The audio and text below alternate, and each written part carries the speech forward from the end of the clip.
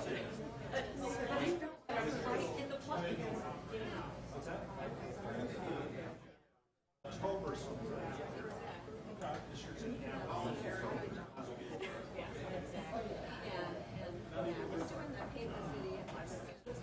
I've seen Pembroke.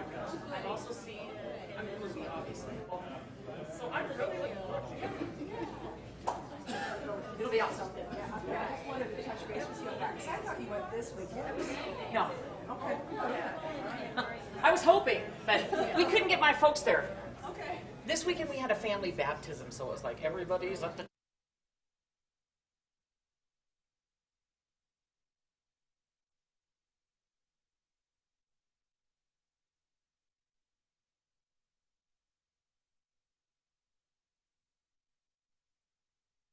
Ready to rock and roll?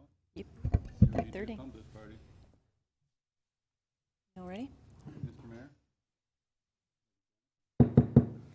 Good evening, everybody. Welcome to our special city council meeting today, Monday, August 5th, 2019. I'd like to start with a roll call and determination of quorum, please.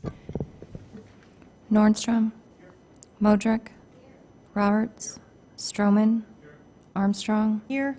Lewis, Lehman, Drury, Evans, Drew. We have a quorum. Great, thank you. And then we're going to start with the Pledge of Allegiance.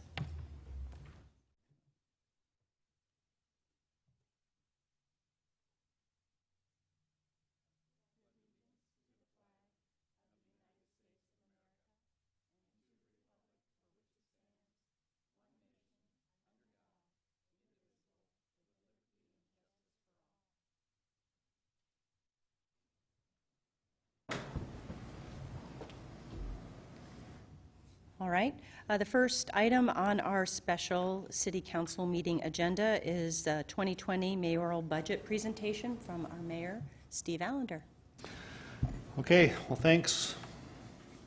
Thanks for the opportunity. This presentation, I'm going to speak mostly to the newer members here, so if it sounds like I'm telling you something you already know, that could be true, but I'm kind of looking at the newer members of the council this year. This presentation is a summary of about 6 months of data collection, waiting on year-end reports, assessing and reassessing city operations and goals, looking for savings and efficiencies, and finally supplying the City Council with an overview of what's to come in the next year. I've added a preamble consisting of some basic economic indicators and data. Some of the data is uncertain or confusing, but I'm presenting it as is. In other words, I left it in there on purpose to help you see and understand what goes on into trying to make a prediction for the coming year based on what we have. The budget process up to this point has been the responsibility of the City Finance Office, the Rapid City Department Directors, and myself.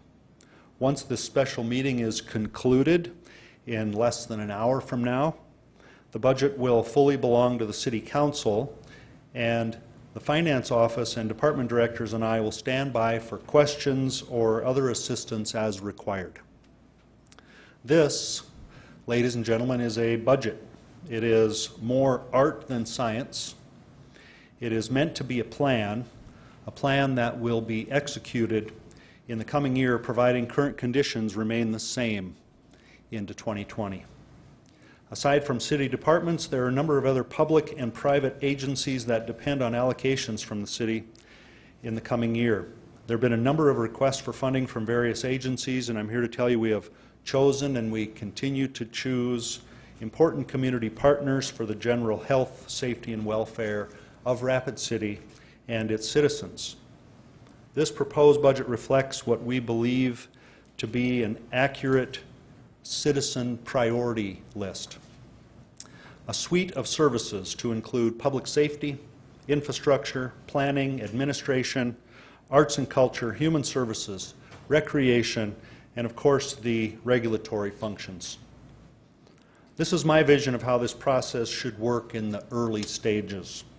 I present the budget to you tonight. You should feel free to ask questions about the budget immediately at the completion of the presentation or up until 6:30 p.m. And in the coming days or weeks, you should feel empowered to send your questions via email to the mayor's office at mayorsoffice@rcgov.org. Myself or department directors will respond to your questions and copy the questions and answers to the entire city council. Okay. So let's get started.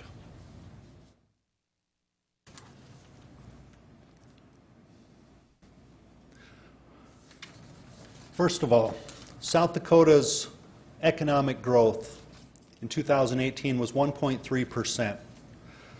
Doesn't look like much, but it's a full 1 point higher than it was the previous year. The South Dakota non-farm income increased by 4%, which is very good. The South Dakota farm income increased by 17% with an asterisk. So, in other words, don't get too excited about this. I'm going to explain it more later. Western South Dakota tourism is underperforming, but Rapid Cities is not. CPI inflation coming into this budget year is 2.4%. Building permits have slowed in the first 1/2 of 2019. However, the current neighborhood developments that are going on are very positive. We're getting houses built and more houses planned. There's a number of commercial buildings going up to service those neighborhoods as well.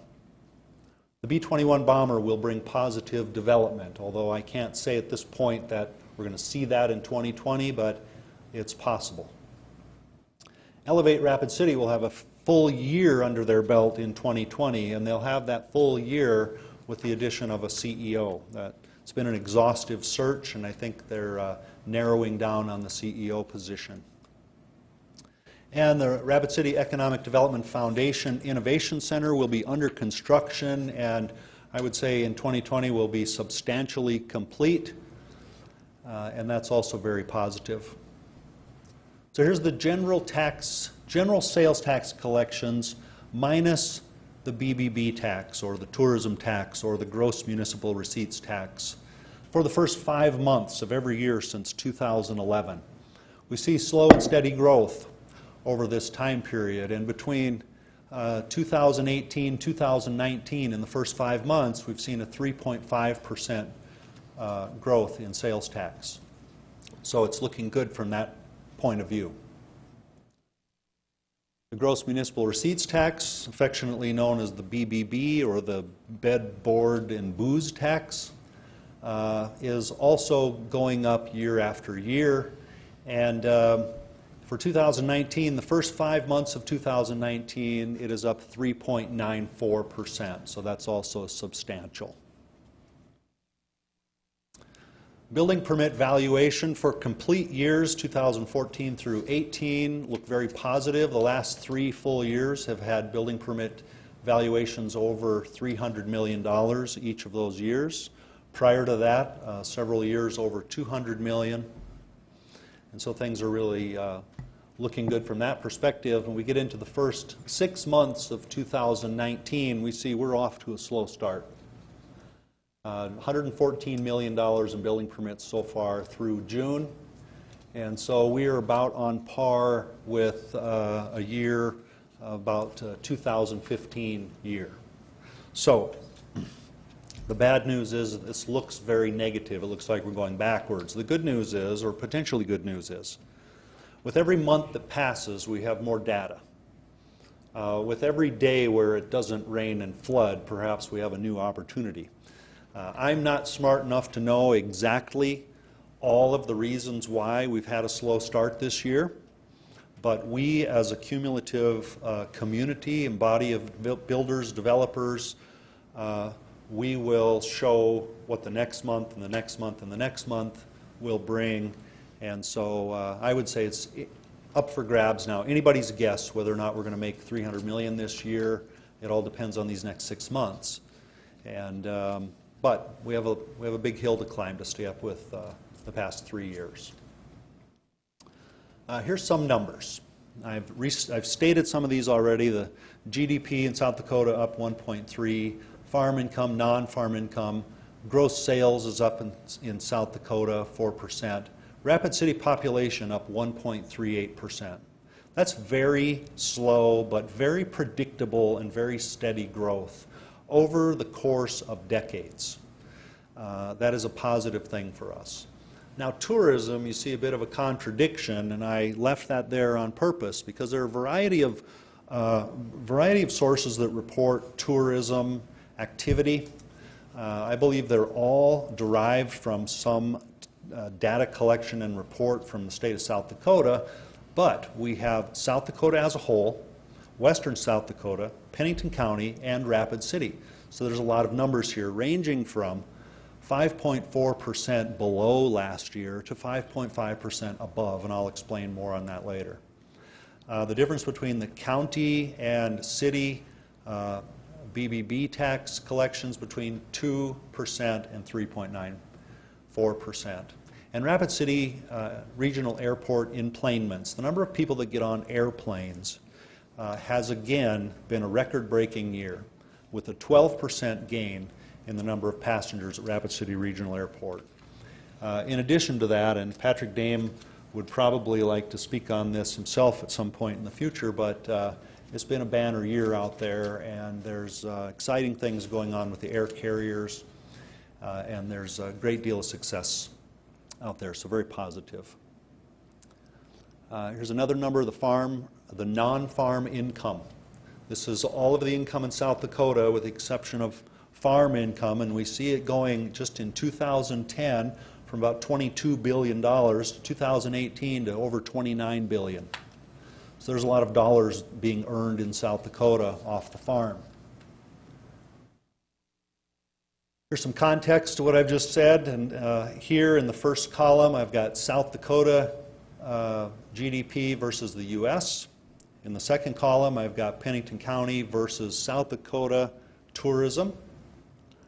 Third column is Pennington County versus the state lodging figures. And in the last column, I've got Pennington County in the blue, the state of South Dakota in the yellow, and Rapid City in the purple. Now, the appearance at this point is that the state collects a lot of data related to tourism. It's attractions and lodging and BBB and occupancy tax and all of those type of things. But to differentiate Rapid City from the rest of the pack, we only have BBB to go on. And that BBB tax is collected on lodging, restaurant food, and entertainment. So this is disposable income, people coming here to have fun, to enjoy their life in Rapid City, and that's very positive for us. South Dakota farm income, I just got done telling you there's a 17% increase, which there is. But between 2017 and 18, that little upward trend is 17%. But you'll see that 2018 is going to go down in history as one of South Dakota's worst ever farm years. And it's just not looking good. We have very few years in the last 25 years that were as bad as what it is at the moment.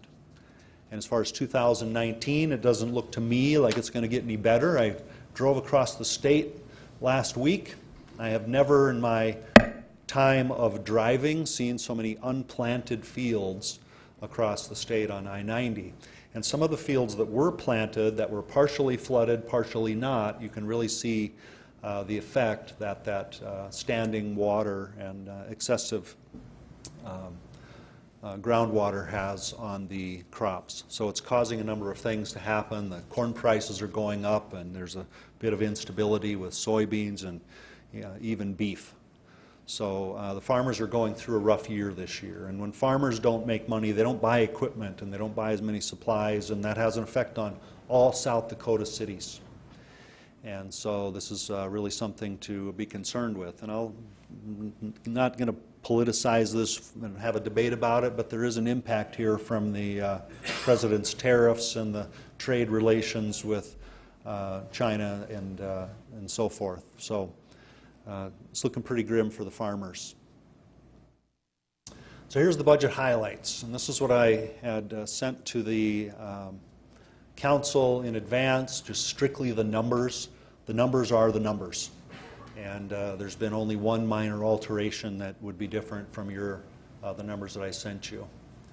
And this is a look at the 2020 general fund revenue. You see that sales tax makes up 44% of all of the general fund revenue, followed by property tax at 28%. And then a number of other smaller categories with grants and licenses and sales of goods and interdepartment charges and so on. And this makes up the entirety of the general fund revenue. So it stands to reason that we have a large portion of our revenue being sales tax. Since the late 1870s and early 1880s, we have catered to other people's needs. We did not discover gold here. We started supplying equipment and supplies and fun for the gold miners. And that's been Rapid City's legacy for a long time. We're a place to go cool off and relax and enjoy the hills and the sights and so on. So we are geared toward this sales tax revenue. The downside of having so much of it in one basket like that is that a minor fluctuation in travel, tourism, anything that would affect that use of disposable income can make a substantial change to our budget and therefore our spending plan. So not much we can do about it at this point. We can't rearrange everything, and but it's something to be concerned about. The state of South Dakota estimates that without the tourism dollar, every South Dakotan that currently pays property tax would pay an additional almost $900 on average. So tourism, although they're not all the highest paying jobs, tourism does a great deal for our local and state economy.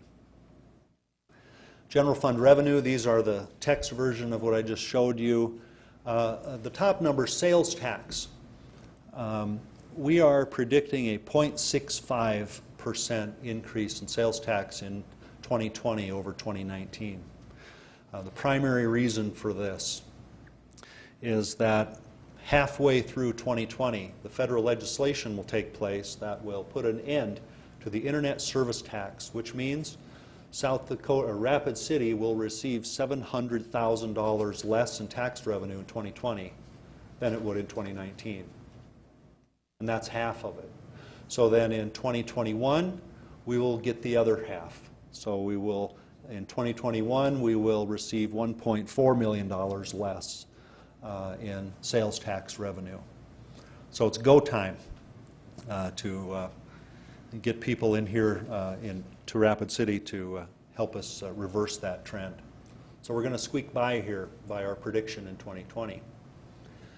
Property tax is up a bit, primarily I would say to valuations. Several of us sat on the Board of Equalization, and there's a lot of increases in valuations. Housing prices aren't going down, although other things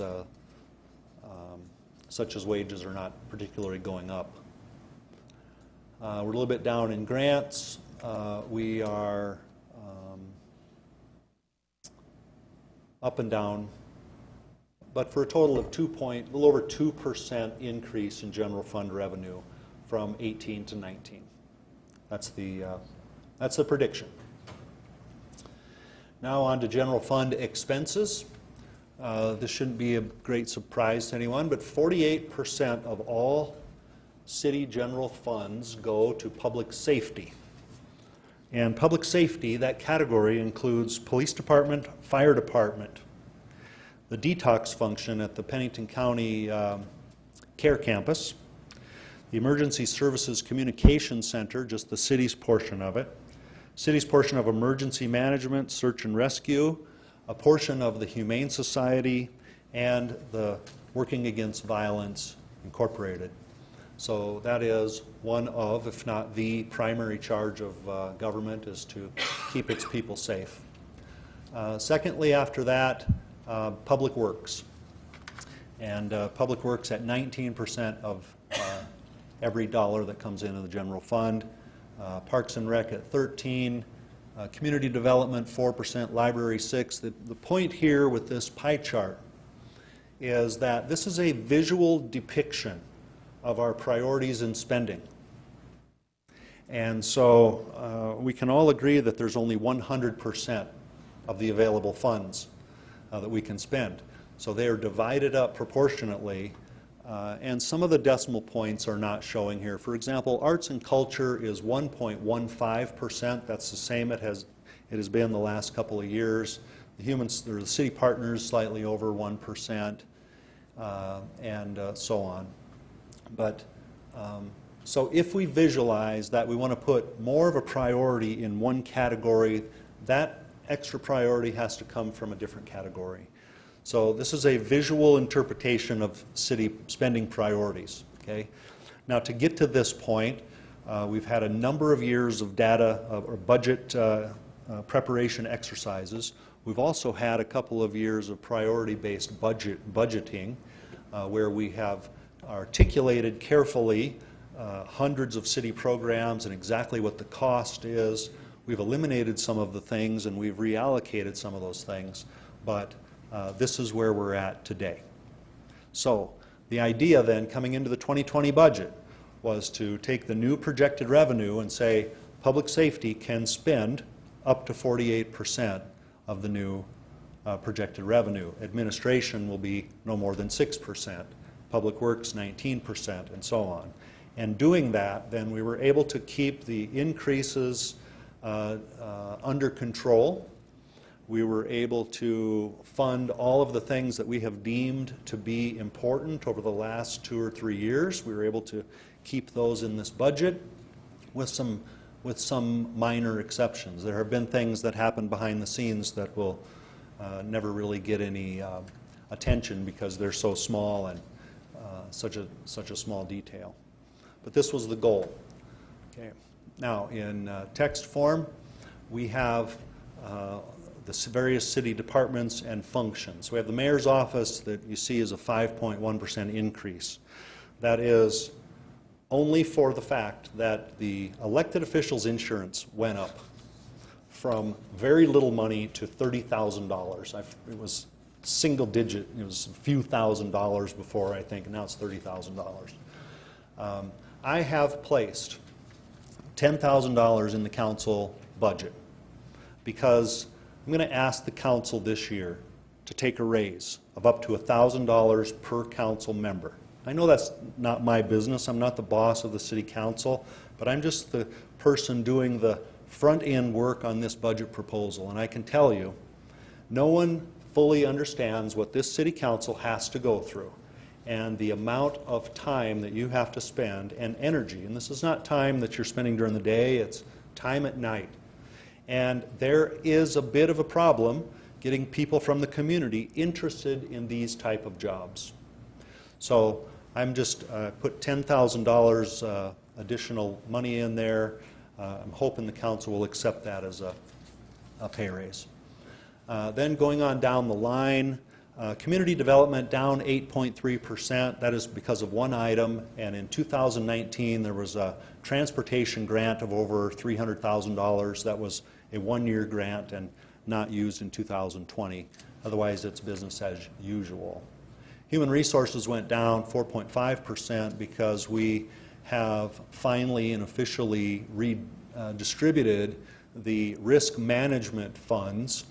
And part of that function is being handled by HR and part by the city attorney's office. So we have used the wages that were intended for our risk manager, which we no longer employ, and we have put those in those departments to take care of that function and therefore reduce their wages in those departments respectively. Otherwise, relatively minor changes in the budget. City Hall maintenance. Now, this is the first, we're having half a year now in 2019 of owning this building and occupying it by ourselves. In 2020, it'll be a full year.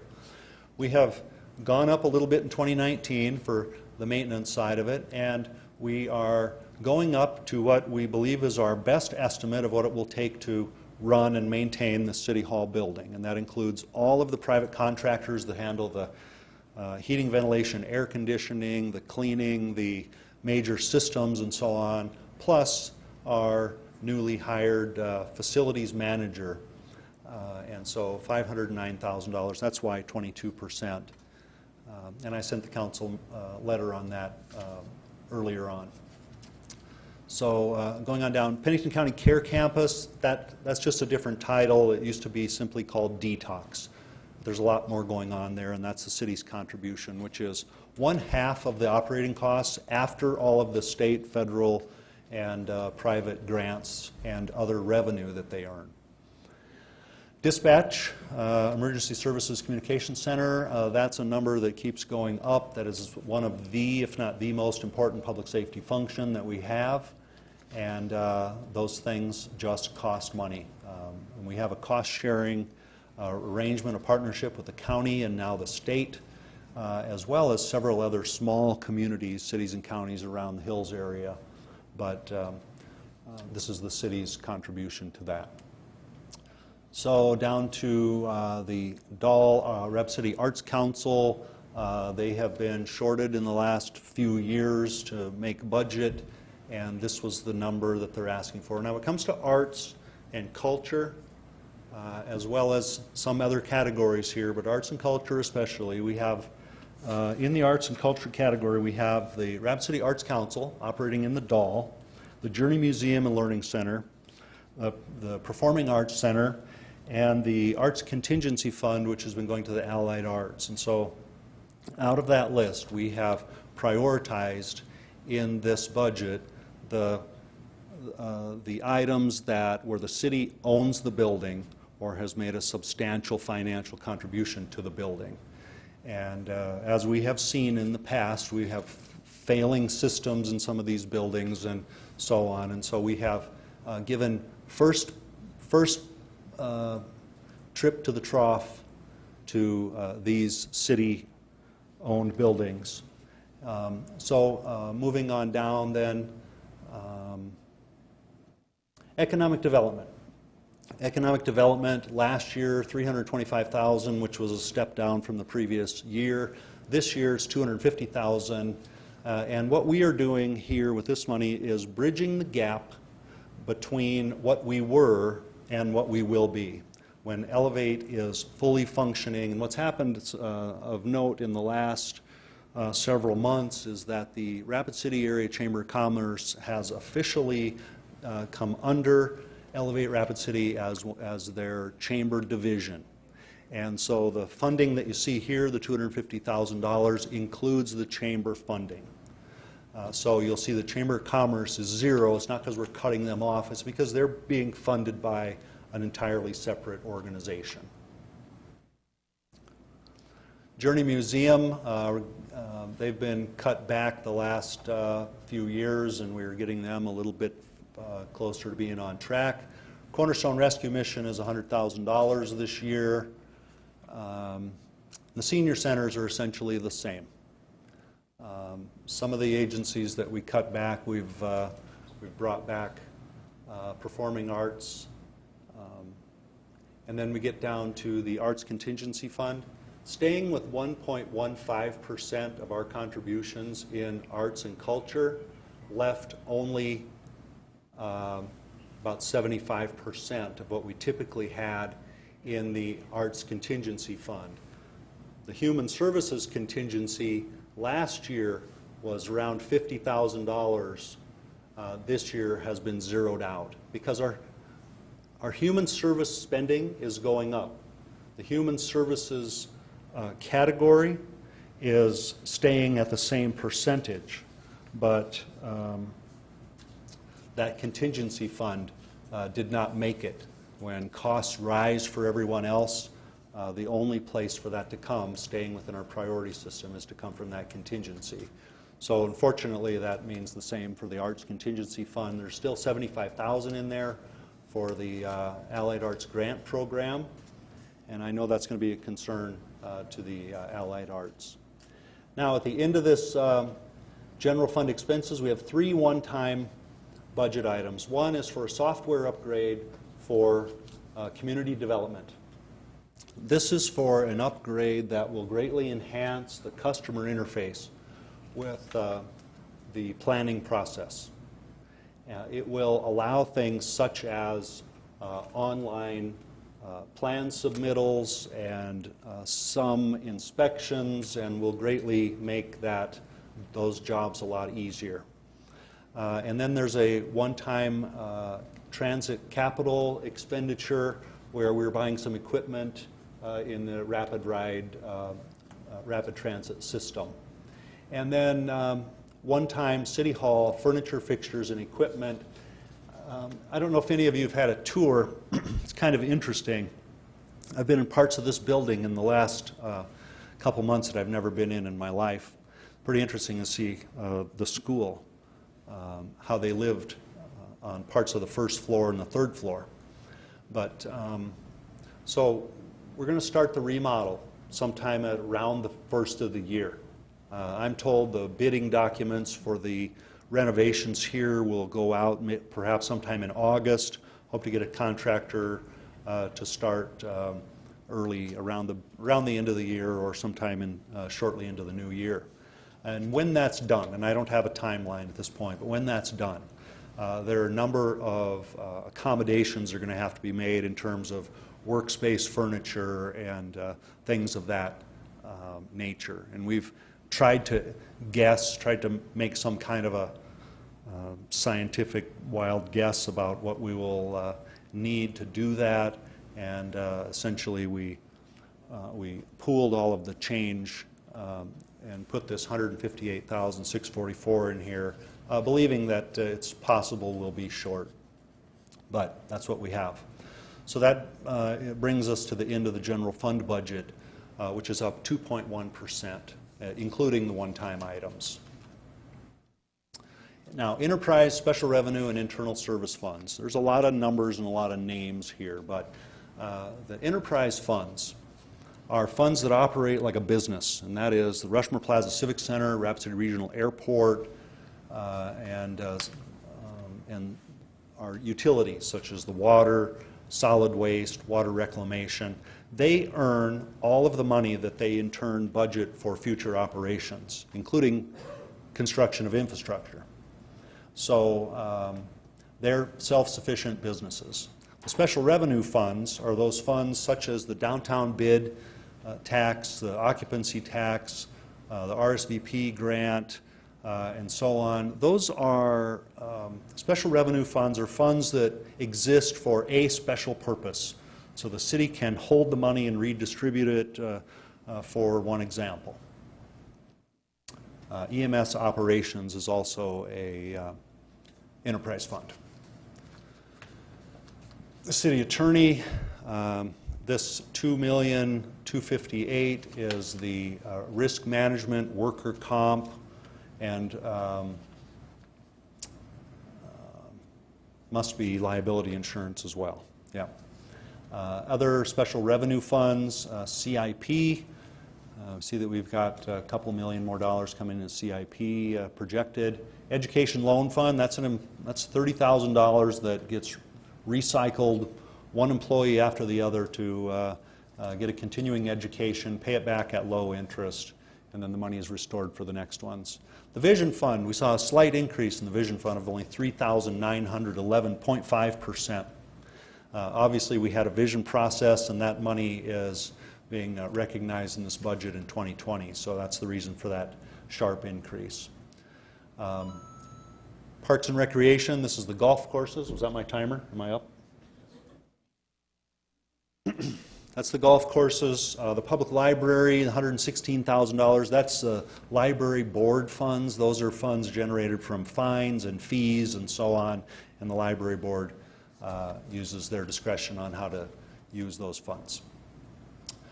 Public Works, we see in the various divisions of Public Works, we see some increases but a number of decreases, and some of them are easy to explain. The solid waste operations, 2019, we purchased some large chippers and trucks and things like that, and those millions add up fast. Those type of things are not being purchased in 2020, so we're seeing a 19% decrease there. Water, there was also equipment and machinery purchased for water reclamation as well as water production. And stormwater has a little bit of a decrease as well. Regional Airport, also a decrease of 6%. Not bad for a top-performing airport, but this is largely to do with a reduction in capital expenses during the calendar year 2020 over 2019. So we have our general fund budget for 2020 at $61,646,000. Enterprise, special revenue, and internal service fund budget of $113.5 million for a grand total of $175,228,265. So those are the numbers. What's different from what I sent the council previously is a $300,000 change in occupancy tax. It was $300,000 low on the copy I gave you. We've adjusted it here to be correct, so you'll see just a minor variation in those numbers. Infrastructure spending. Infrastructure from CIP directly to Public Works, $10.88 million in 2020. The Urban Systems Transportation column, that is state money, which used to be federal money, but that is money for infrastructure, and it's designated for street construction and repair. Water infrastructure, $7.3 million. Water reclamation infrastructure, $4.8. Stormwater, and this is all infrastructure spending, $1.3 million in stormwater. And then parks as well, $1,020,000. Fitzgerald Stadium we're investing in the last 2 years. In 2020 it'll be 1.3 for a total of $28, almost $29 million in infrastructure spending. So some major challenges looking into the next year.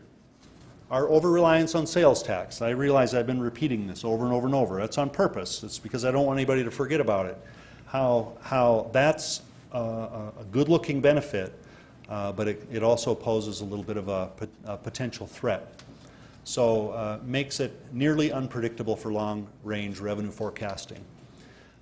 It's the most volatile source of the city's revenue, and a lot of factors can disrupt this revenue stream, and this year I've added flooding onto that list of things.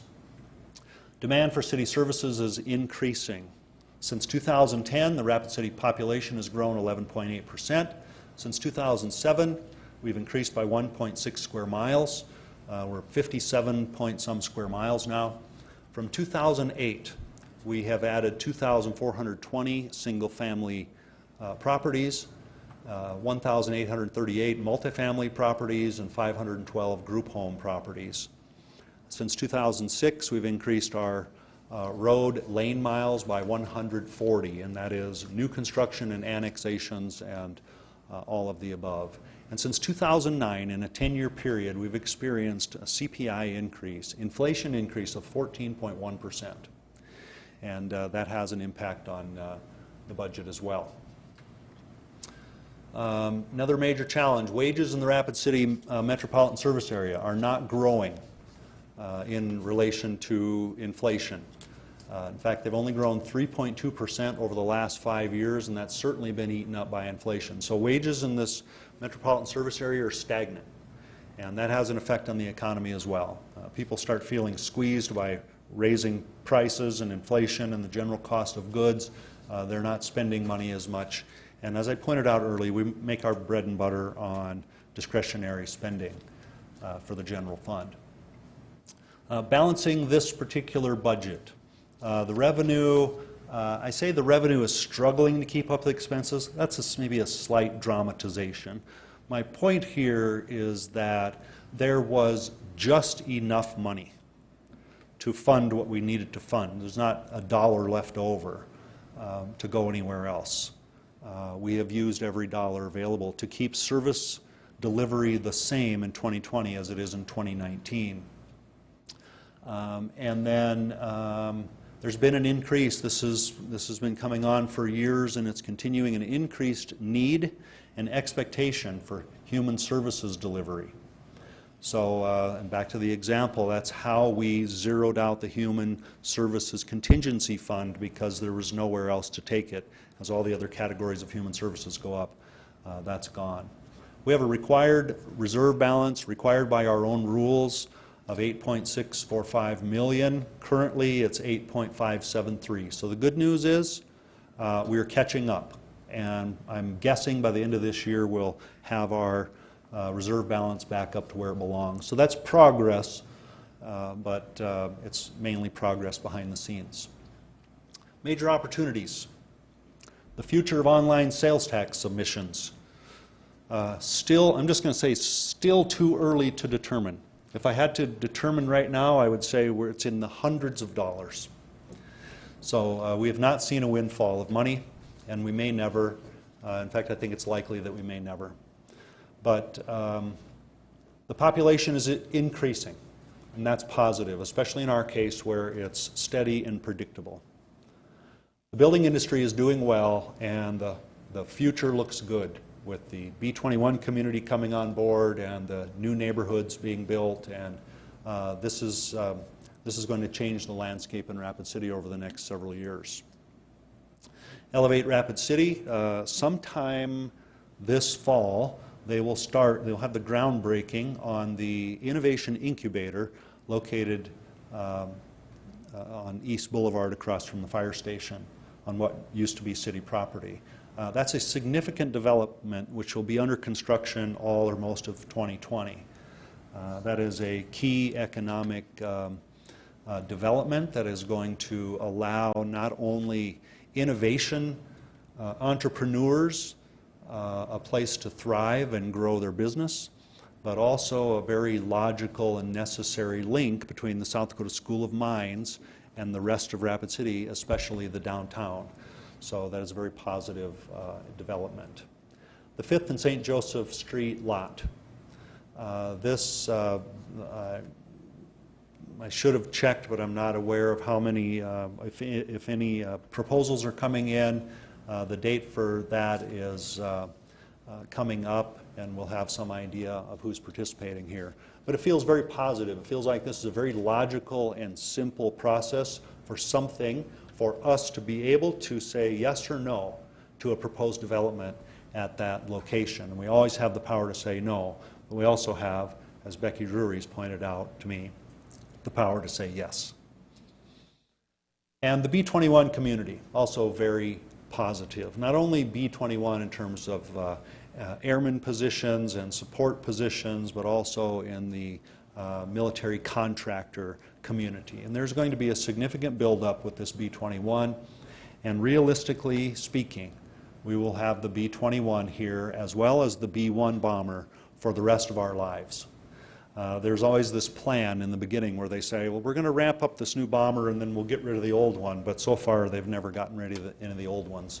So I think it's going to be significant for Ellsworth Air Force Base, which is a big economic partner for us. So here's the summary. The general fund budget is balanced. City services will remain the same as they are today. Sales tax collections are susceptible to negative influence from various sources. Protecting the city's interests is the same as protecting the taxpayer interests. And this is, I write this down here because I find myself saying that all the time. It's not in the city's interest to pursue this, or if we did this, it would be in the city's interest. What I'm really saying is it benefits the community as a whole, and we're in the position to decide what benefits the community as a whole a good number of the time. So it's the same thing. So that's the end of the presentation, and there's time for some questions if you have them right now. It's 6:14 p.m. Thank you, Mr. Mayor, as well as the finance officers and the other directors that were involved in this project over the last 6 to 7 months. Mr. Lewis, you're in the queue. I make motion to acknowledge, please. We have a motion to acknowledge by Mr. Lewis, second by Mrs. Drew. All in favor? Aye. All right, motion passes. Is that all? Okay. All right, Mr. we're just going to have a brief discussion and talk about direction. Mr. Nordstrom, you have the floor. Thank you, Madam President. Thank you, Mayor, for the fine presentation and coming in with the, I'll start off with the summary, coming in with the balanced budget and everything else associated with that. One of my major concerns is priority-based budgeting. I'm an advocate for priority-based budgeting, and I don't need answers on all of these comments that I'm going to be making tonight, but I really look forward to the opportunity to get back into priority-based budgeting again. But if we could, Madam President, if we could, in future hearings on the budget, if we could bring in the airport, community development, public works, I'd also like to hear from Elevate Rapid City as well. And then if there's a possibility in a time presents itself, is that it can happen, if we can have a larger discussion on, and this may take a whole session, maybe a different time, but a diversifying the income or revenue, as the mayor makes as part of the presentation, and then explore some opportunities within that realm.